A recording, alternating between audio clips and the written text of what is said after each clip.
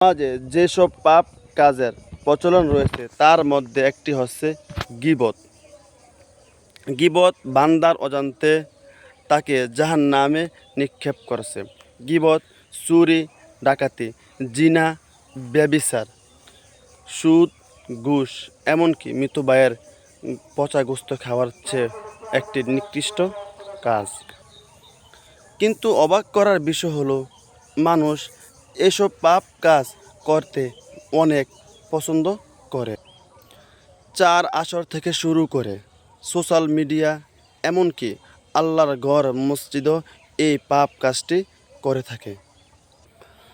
হজরত হাসান বসরি রহমতুল্লাহি আলাই বলেন, গীবতের 3টি প্রচলন রয়েছে, যার প্রত্যেকটি আল্লাহ তাআলার কোরআনুল কারিমে উল্লেখ রয়েছে। গীবত হলো তোমার ভাইয়ের ব্যাপারে এমন কিছু দোষ ত্রুটি বলা যা বাস্তবেই তার মধ্যে বিদ্যমান রয়েছে। মিথ্যা রটকানো, যেমন তোমার কাছে কারো ব্যাপারে দোষ ত্রুটির সংবাদ এসেছে, তুমি এই কথাটি যাচাই বাছাই না করে অন্যের কাছে পৌঁছে দিছ, যেমন হজরত আয়েশা সিদ্দিকা রাদিয়াল্লাহু তাআলা আনহুর ব্যাপারও ঘটেছিল। অপবাদ দেওয়া, রাসূলুল্লাহ সাল্লাল্লাহু আলাইহি সাল্লামের উক্তি, তোমার ভাইয়ের ব্যাপারে এমন কিছু দোষ ত্রুটি বলা যা তার মধ্যে নেই। গীবত 3 প্রকার: জায়েজ গীবত, ওয়াজিব গীবত, জায়েজ গীবত। কারো অনুপস্থিতিতে তার দোষ ত্রুটি বর্ণনা করা, যেটা সে পছন্দ করে না, এটা হারাম।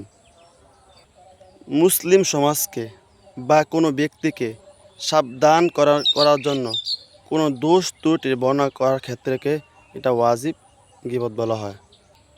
জায়েজ গীবত, নিন্দা করার পিছনে যদি জায়েজ গীবত, যদি নিন্দা করার পিছনে যুক্তিসঙ্গত ইঙ্গিত বা শরীয়তসম্মত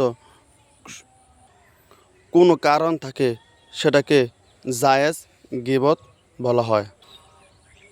যেমন কোনো মানুষ, কোনো জালেম তোমার উপর জুলুম করছে, শাসকের কাছে বিচার দেওয়ার সময়, নালিশ করার সময় তুমি যে কথাগুলো বলবা, এটাকে জায়েজ গীবত বলা হয়।